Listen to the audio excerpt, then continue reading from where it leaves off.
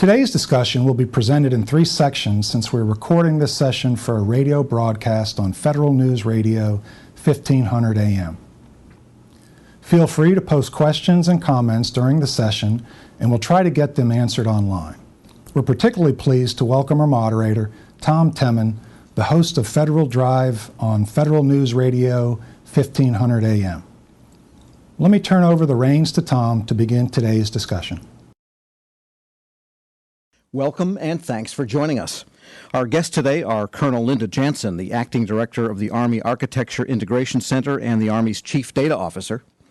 George Chambers is Executive Director at the Office of Enterprise Application Development in the Office of the CIO at Health and Human Services. John Felleman, the Senior Innovation Specialist and Team Lead for the Acquisition Gateway at the GSA's Federal Acquisition Service. Wolf Tomby is Chief Technology Officer at U.S. Customs and Border Protection, and Kevin Shelley, Vice President of Public Sector at MarkLogic. It's good to have you all here, and I guess let's start with the big picture of data, which has really become the currency of so many federal operations, both civilian and military. And why don't we just go down the line and just give us a sense of how data is coming into decision-making, mainly at the managerial level or possibly also at the tactical level, in your agency, and we'll see what the picture looks like. Colonel Jansen, we'll start with you. Yes, thank you. It's great to be here. I would say in today's environment, unlike many of your agencies and companies, I'm sure, our environment is characterized by data silos, and the data silos come in lots of different forms. First of all, in different segments of the network, I would say in different environments. We have a tactical environment, which is what you think of as out in the field, deployed, fighting wars or providing assistance to other places. Versus institutional, it's our fixed infrastructure, our installations, where you have access to more resources. But you also have other segments, virtual segments, the silos that are built from functionals. That is, that we have a logistics function and an engineering function and a medical function and an intelligence function, and all of them are data creators and data owners, and heretofore have built up their data stores and how they use their data, and are not used to opening it up and sharing it with others. We also have silos in terms of classifications. We have classified and unclassified data. And what this all adds up to is a great difficulty in sharing information across those environments, across those domains, and across those functions. And we're getting to the point where the data is pretty much overwhelming, and we're outpacing our ability to really find it, use it, store it, understand it. All right. Well, yeah, that sounds like a pretty complex environment. And I guess that's probably true also at Health and Human Services, where you have some big component bureaus, agencies, plus a whole lot of other little guys. Exactly. And thank you for having me here today. I'll just piggyback on what the Colonel had to say. We actually are very similar. We're highly federated. Health and Human Services has operating divisions that could be easily departments with the FDA, CMS, CDC, NIH. And so we have silos of mission-specific data and mission-specific applications supporting those, as well as the nature of the data in terms of research versus reporting, and so the use of the data. I'd like to sort of highlight 3 areas of emphasis that we have this year. One is about the whole idea or the notion of consumer-driven data with the open data objective or White House memorandum. We are looking to provide data to the public, to businesses that may affect the health of and well-being of the overall U.S. population. And up until this point, we've been depending on ourselves to figure out, hey, here are these data stores. How can we open them up to the public? And our best guess is this is useful data. What we've decided to do is sort of turn that around and have the customer drive the data. And so we've created a demand-driven open data front end to the healthdata.gov data store that makes data available and use cases available. So the consumer is driving that discussion, less our best guess. The other area that we're looking to is to enable the individual to drive where the intelligence comes from that data. So we're looking at mobility. We're looking at how can we enable and provide users ad hoc capability across the board and drive into those silos that you described. And there's the technology issues that we deal with, is how do we get across those chasms. And the third area is to really look at what are we doing at HHS from an enterprise standpoint, and how does that differ from what other commercial and other governmental agencies do. So we've opened up the dialogue, and we're looking for use cases, and we've found at least 4 now, where data warehousing, business intelligence, and analytics are becoming part of the conversation of what are the requirements that we're trying to solve, and then how are other people, other groups, other organizations that are highly federated or maybe not, what they're doing in the market. So those are the 3 areas that we hope to find some real positives by the end of the year. Okay, so similar to the Army, though, in the sense that you have silos that cut across functions, across missions, and across data types. So there's a lot of ways to view it. Absolutely. All right, at GSA, you're kind of at the crux of a lot of what's happening digitally in the federal government. John? Yeah. So thanks, Tom. And you're right. I mean, what Colonel Jansen and George have talked about is very similar sounding, except you can multiply it maybe by 24, the 24 CFO Act agencies, just because of the fact that we're serving all of government, not just our own community. Historically, we have a pretty complicated mix of data. We have data that we are, it's compulsory data that we collect on behalf of the government around acquisition, on purchase performance, acquisition performance. Some of those systems have been around a long time because they were created in response to legislative mandates. They weren't necessarily designed with any end user in mind. And then we also have new data sources. OFPP has directed us to collect prices paid data for acquisitions all across government. So we're starting to see a lot of that data.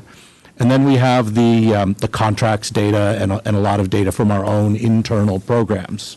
Our acquisition gateway is actually an attempt to sort of turn this around from serving government and government's initiatives and instead serving the users of the system. So we're building out really a set of decision support tools to help the 40 to 60,000 acquisition professionals in government be better able to find the information they need to make informed decisions and ultimately to be able to save money for taxpayers and to do a better job on the programs that they're executing on behalf of their agencies.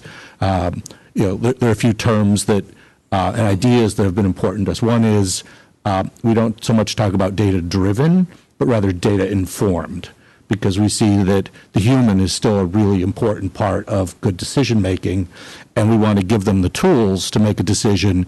We don't want to put a fait accompli decision in their hands, which they are then unable to understand and act on.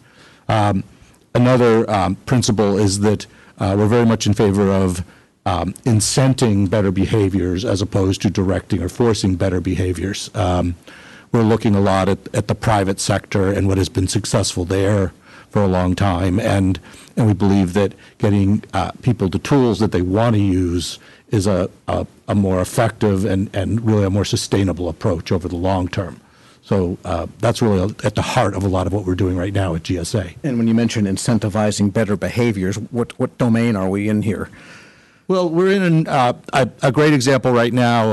Anne Rong, who's the head of the Office of Financial Procurement Policy. Federal Procurement Policy. Yeah, sorry, Federal Procurement Policy. She, she has really put a lot of work into bringing good government-wide contracts to the table as a way to be more efficient in purchasing, and rather than rely 100% on trying to track down every acquisition officer and force them to do that, we've built tools in our gateway that help those individuals actually make it easier to do the right thing than to do the thing that that would be, less desirable.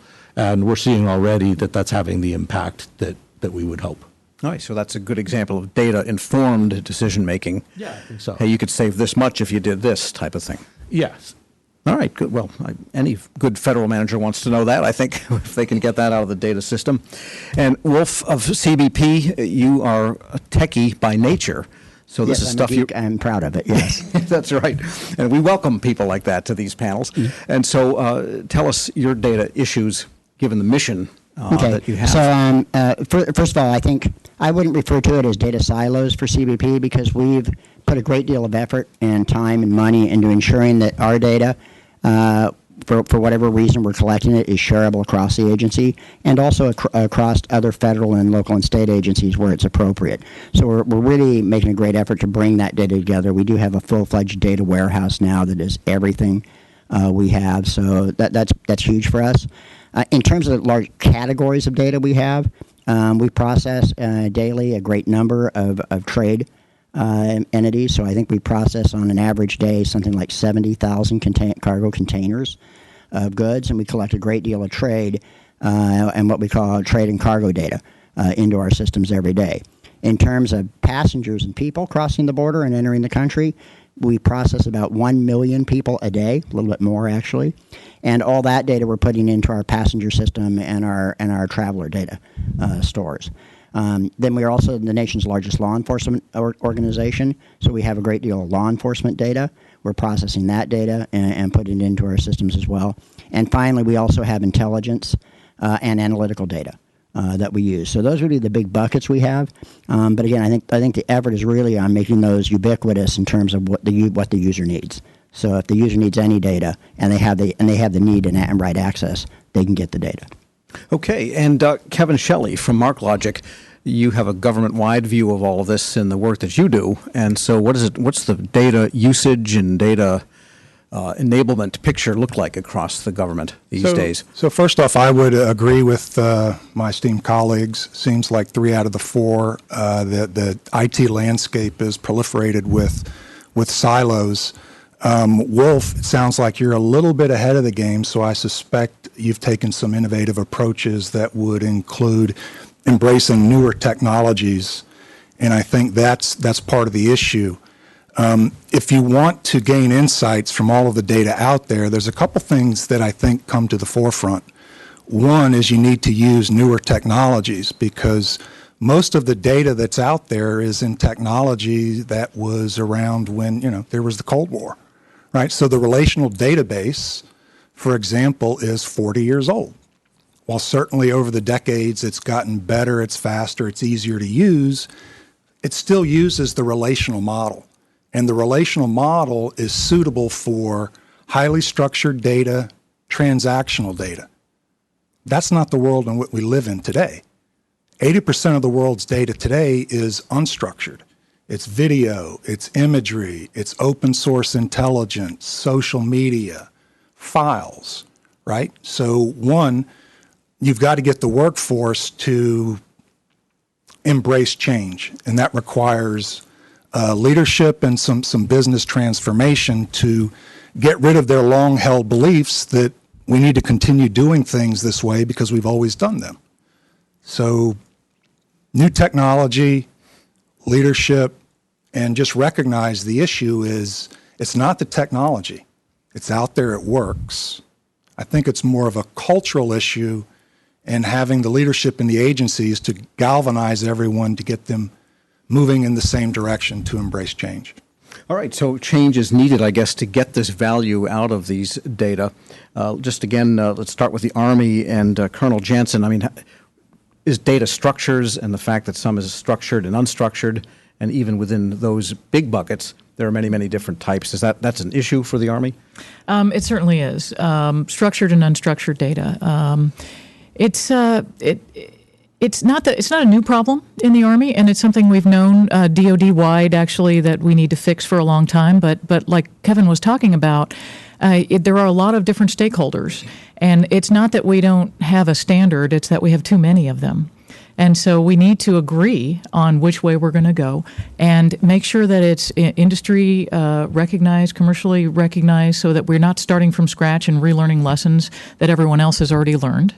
But at the same time, we can't neglect our security, the security of our data, the security of our transmission of that data, the veracity of the data, so that our users have confidence that what they're getting is from an authoritative data source in pursuit of the benefits of the new technology. So we know what we have to do.